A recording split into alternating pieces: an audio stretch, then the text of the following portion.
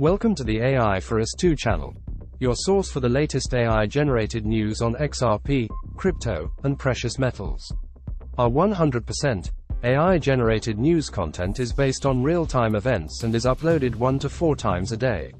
Stay ahead of the curve and subscribe to our channel to experience the cutting edge of news reporting.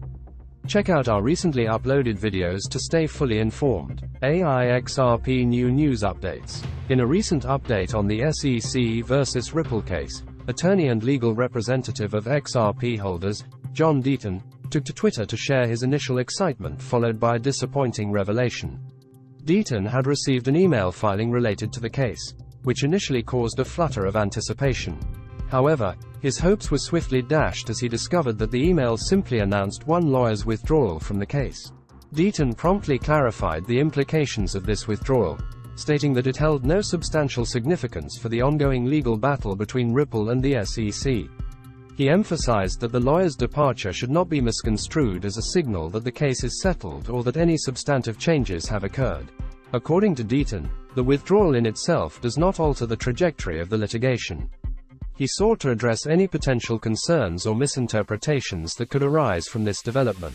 Another legal expert, Mark Fagel, who is a former attorney and former SEC director in San Francisco, shared a related perspective on the situation. Fagel expressed solidarity with Deaton, revealing that he, too, experienced a similar mix of excitement followed by a letdown upon hearing the news about the lawyer's withdrawal. When asked about the turnover within the SEC during Chairman Gary Gensler's tenure, Fagel offered some more controversial insights. Drawing from his experience and observations, Fagel stated anecdotally that the turnover rate within the SEC has increased. He speculated on potential reasons for this uptick, mentioning staff dissatisfaction with Gensler's leadership or the presence of a robust job market for defense counsel due to the SEC's more aggressive stance. It is important not to misinterpret this development as a sign of settlement or substantive changes in the case. Xrp New News Updates. John Deaton, a prominent XRP advocate and founder of Crypto Law US, has identified a developer of the XRP ledger who allegedly did not receive any funds from Ripple, a case that could potentially benefit Ripple in its lawsuit against the Securities and Exchange Commission. The developer in question is Jaskaran Kambo, the founder and CEO of cryptocurrency payment app Spend the Bits and a developer associated with the XRP ledger. According to Deaton, Kambo did not have a formal contract with Ripple. This information, outlined in an amicus brief filing in the Ripple case, has the potential to challenge the SEC's claim that Ripple acted as a common enterprise during the development of XRP. John Deaton, a proponent of Ripple, believes that Kambo's case is a strong example that exposes a flaw in the SEC's theory. The SEC has accused Ripple of being a common enterprise, where the investors' fortunes are tied to the actions of the company offering the investment. However, if Kambo's case is considered by Judge Annalisa Torres, who presides over the SEC's case against Ripple, it could weaken the SEC's argument. Furthermore, Spend the Bits has filed an amicus brief in the Ripple case, providing additional support to Ripple's defense against the SEC. Deaton views Jaskaran Kambo and the Spend the Bits project as powerful evidence that challenges the SEC's theory against Ripple and its executives. The ongoing SEC versus Ripple case revolves around the SEC's allegations that Ripple and its executives conducted the sale of unregistered securities. The SEC's argument includes the concept of a common enterprise. The recent developments, including the involvement of Jaskaran Kambo and the amicus brief filed by Spend the Bits, could bolster Ripple's defense against the SEC's allegations. John Deaton believes that Judge Torres is likely to consider the transactions in XRP's secondary market, which could have implications for the case. Xrp New News Updates.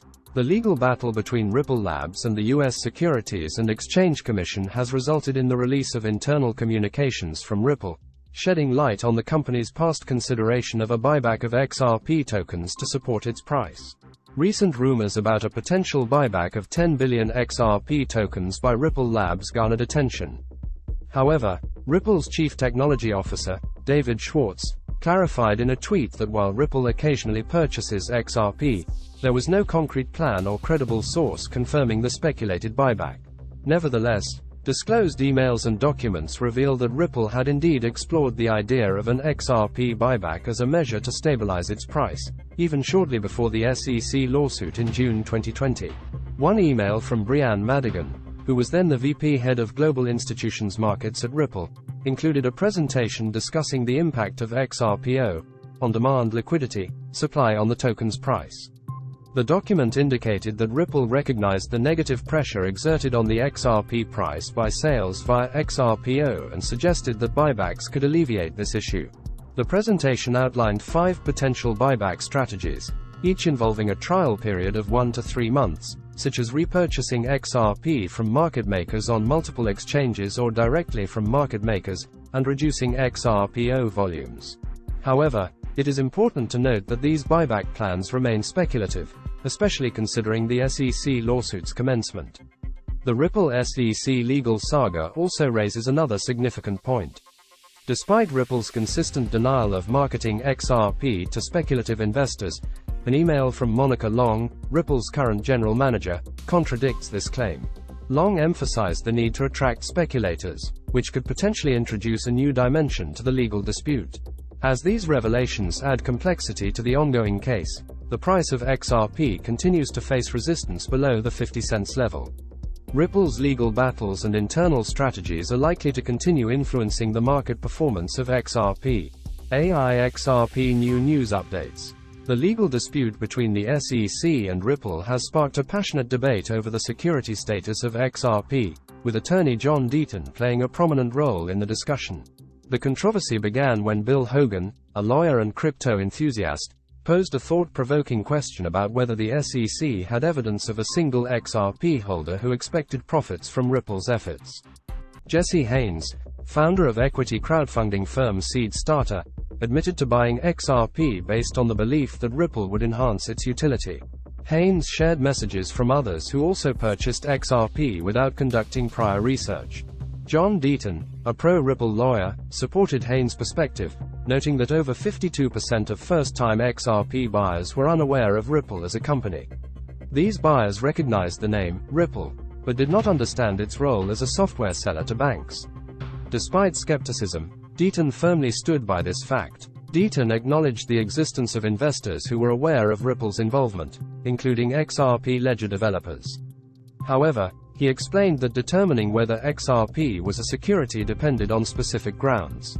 According to Deaton, if Ripple sold XRP directly to an investor and met the criteria of the Howey test, it could be considered a security. This would involve providing funds to Ripple, participating in a common enterprise, and expecting profits from XRP based on Ripple's efforts. Deaton emphasized that acquiring XRP indirectly or for non-investment purposes presented different circumstances. Even if Ripple sold an investment contract using XRP as an underlying asset, it would not classify XRP as a security or impact the security status of personal XRP holdings. As the representative of numerous XRP holders in the lawsuit, Deaton strongly opposes the SEC's claim that XRP is a security. He criticizes what he perceives as the regulator's overreach in the crypto sector and suggests that the lawsuits against Binance and Coinbase were designed to benefit Wall Street players. The lack of awareness among first-time XRP buyers regarding Ripple as a company reflects a broader issue of insufficient due diligence and research within the cryptocurrency market as a whole.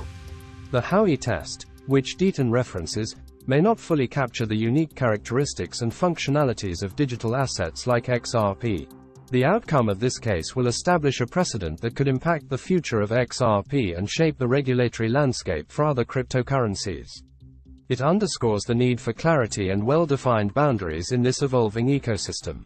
Xrp New News Updates. The ongoing lawsuit between the SEC and Ripple Labs, along with its executives, has had a significant impact on XRP prices and businesses associated with it. However, attorney John Deaton, who represents XRP holders, has expressed his intention to invest in one of the amicus curiae filings in the XRP lawsuit. Deaton discovered Spend the Bits while searching for developers on the XRP ledger, XRPL, who had not received any funds from Ripple. He clarified that Ripple and its executives, Brad Garlinghouse and Chris Larson, were unaware of Spend the Bits and its app. Spend the Bits had previously filed an amicus brief in support of the defendants in the Xrp lawsuit, which was granted by U.S. District Court Judge Annalisa Torres in 2022. Deaton believes that this amicus brief serves as a strong example that exposes a major flaw in the SEC's theory. He expects that it may be cited by Judge Torres during the summary judgment phase of the case. Deaton emphasized that both TapJets and Spend the Bits can effectively refute the SEC's argument of a common enterprise. He believes that Spend the Bits has great potential and offered his intention to become the first outside investor once the company is ready to raise funds. Xrp New News Updates. The following article was not written by me. It was written by Mark Phillips and is presented here unedited. When Xrp was created, it was designed to be a replacement for both institutional and retail financial systems in every market around the world. How do we know this? An examination of how Xrp is constructed makes this evident. A somewhat famous quote from Ripple Labs co-founder Arthur Britto provides a tantalizing clue. In 2017, he wrote, "Xrp must be scalable to accommodate 7.5 billion people." We'll come back to this quote, but it does provide insight into the scale of Ripple's ambitions to be used by the global population. First, let's examine some of the main features of Xrp that support my claim that it was designed to carry $10,000 of value. Liquidity and availability. Xrp's primary use case is to enable cross-border payments that are faster, cheaper, and more reliable than existing systems, such as SWIFT. On Ripple's own Insights blog, Shanna Leonard explained how Xrp is the only digital asset specifically designed for financial institutions and payment providers, by providing them with a reliable, on-demand source of liquidity for cross-border payments. According to Investopedia, liquidity describes the degree to which an asset or security can be quickly bought or sold in the market without affecting the asset's price. What we see in today's market is price volatility as a relatively small number of investors buy and sell Xrp on the exchanges. Liquidity for Xrp or any crypto comes as the price rises.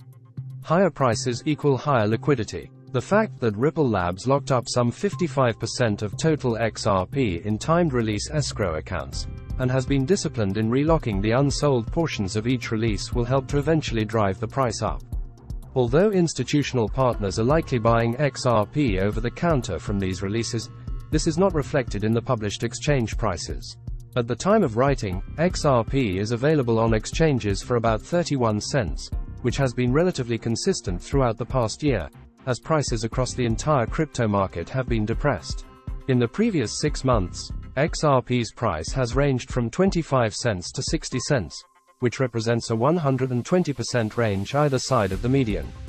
Even though this is a massive movement, it is not problematic for institutional use, because of Xrp's fast 1 to 5 second settlement times. What is problematic, however, is that this price movement was driven by relatively small retail investments. To move value on the scale of Swift's $5 trillion of daily transactions, requires much more liquidity than is available in today's Xrp pool.